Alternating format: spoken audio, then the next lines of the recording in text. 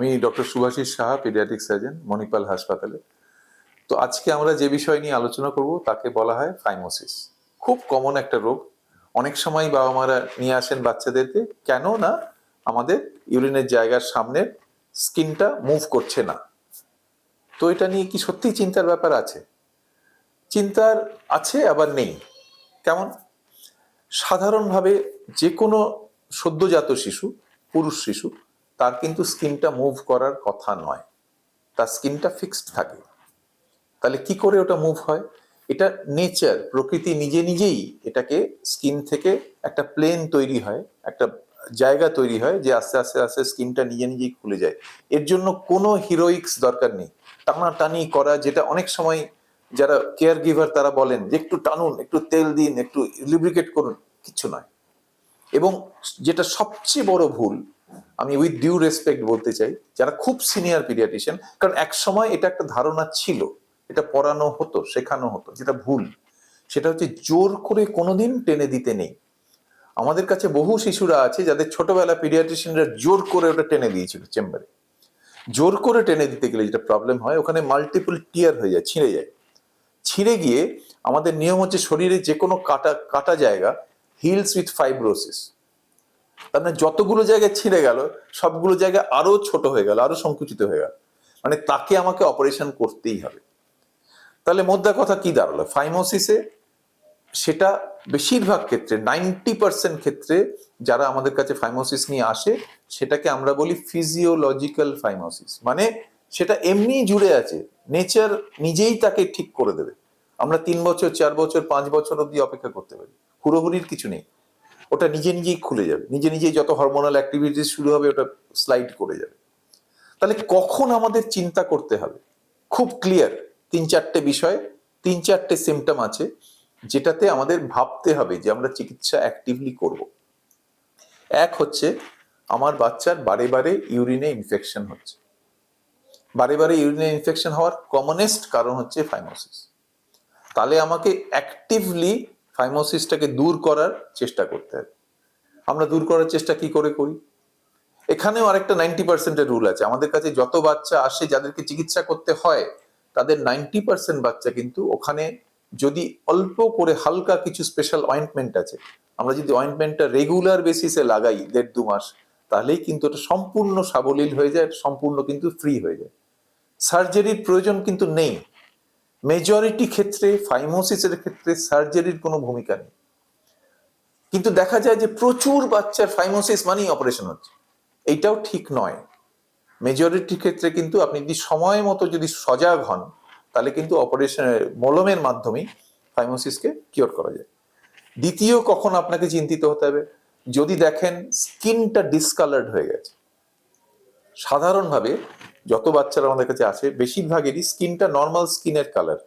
Normal স্কিনের colour একরকম, সেখানে যদি সাদা সাদা ছোপ হয়ে যায়, যদি স্কিনটা মোটা হয়ে যায়, ফাইব্রোজড হয়ে যায়, ওখানটা দেখতে পাবেন যে আপনি মুখের আগার জায়গাটায় স্কিনটা একটু মোটা হয়ে গেছে, স্কিনটা সাদা রং হয়ে গেছে, ওখানে প্রচুর পুঁজ জমে আছে। এইগুলো হচ্ছে চিন্তার ব্যাপার। তখন আমাদেরকে অবশ্যই সার্জারির দিকে যেতে হবে। তৃতীয় কি ব্যাপার? তৃতীয় হচ্ছে কতগুলো রোগ আছে। কিছু রোগ আছে তাকে বলা হয় ভেসিকো ইউরেটেরাল রিফ্লাক্স। সেখানে বাচ্চা যখন মূত্রথলিটা থেকে যখন ইউরিনটা বেরোয়, উল্টো দিকে কিডনির দিকে চলে যায়, তাকে বলে রিফ্লাক্স। যে বাচ্চাদের রিফ্লাক্স থাকে, তাদের রিফ্লাক্সের আলাদা চিকিৎসা যেমন হচ্ছে, তার সাথে কিন্তু ফাইমোসিসের ও স্কিনটাকে রিমুভ করে দেওয়া হয়। তাতে দেখা যায় রিফ্লাক্সের বাচ্চাদের ইনফেকশনের চান্স কমে যায়। এবার কিভাবে আমরা করব, কি চিকিৎসা করব? ফাইমোসিস মানেই কি সার্জারি, মানে সার্কামসিশন, মানে স্কিনটাকে ন্যাড়া করে দেওয়া, ওইখানে সম্পূর্ণ জায়গাটাকে স্কিনটাকে রিমুভ করে দেওয়া? এটাও একটা ভুল ধারণা। আমাদের যত বাচ্চাদের ফাইমোসিস থাকে, কিছু রিলিজিয়াস কারণে আমাদেরকে সার্কামসিশন করতেই হয়, সেই সেকশনটা বাদ দিলে, যদি আমার রিলিজিয়াস কম্পালশন না থাকে, আমরা কিন্তু একটা প্লাস্টিক সার্জারি, তাকে বলা হয় প্রিপিউশিয়াল প্লাস্টি, সেটার মাধ্যমে আমরা কিন্তু ভেতরে একটা স্কিনের মধ্যে একটা রিং থাকে, যেই রিংটার কারণে ফাইমোসিস হয়।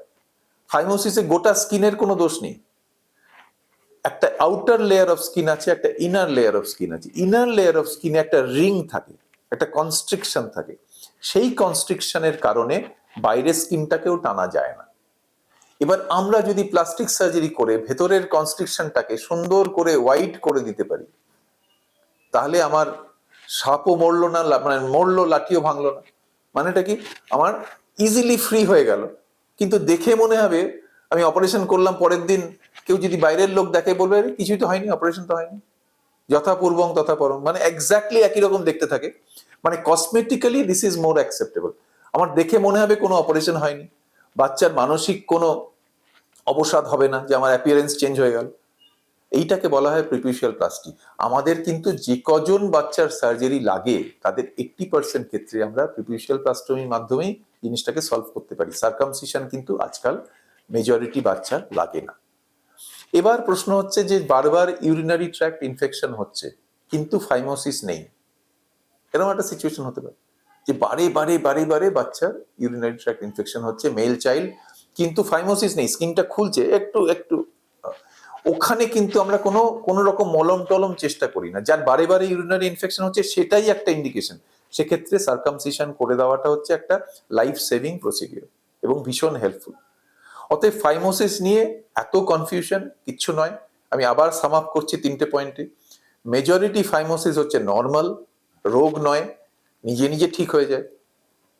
বেশ কিছু একটা মেজর সেকশন, তাকে যদি আমি আগে ঠিক মতো মলম দিতে শুরু করি যথাসময়ে, টানাটানি না করে, তাহলে সেই মলমে এটা সম্পূর্ণ নর্মাল হয়ে যায়। একটা খুব ছোট্ট সেকশন যাদের সার্জারি লাগে, সার্জারির ক্ষেত্রেও সার্কামসিশন, স্কিনটা খুলে দেওয়া, সেটা মেন রোগ, মানে মেইন চিকিৎসা নয়। আজকাল আমরা মেজরিটি বাচ্চা যাদের অপারেশন লাগে তাদের প্রিপিউশিয়াল প্লাস্টির মাধ্যমে করি। এই দুটো অপারেশনেই আমরা সকালে ভর্তি করে সবাইকে সন্ধেবেলা বাড়ি ছেড়ে দিই, পরদিন থেকে তারা নর্মাল মুভ করে। প্রিপিউশিয়াল প্লাস্টিতে পরদিন থেকে সে প্যান্ট পরে স্কুল যেতে পারে, সার্কামসিশনে 7 দিনের বাড়িতে বিশ্রাম প্রয়োজন।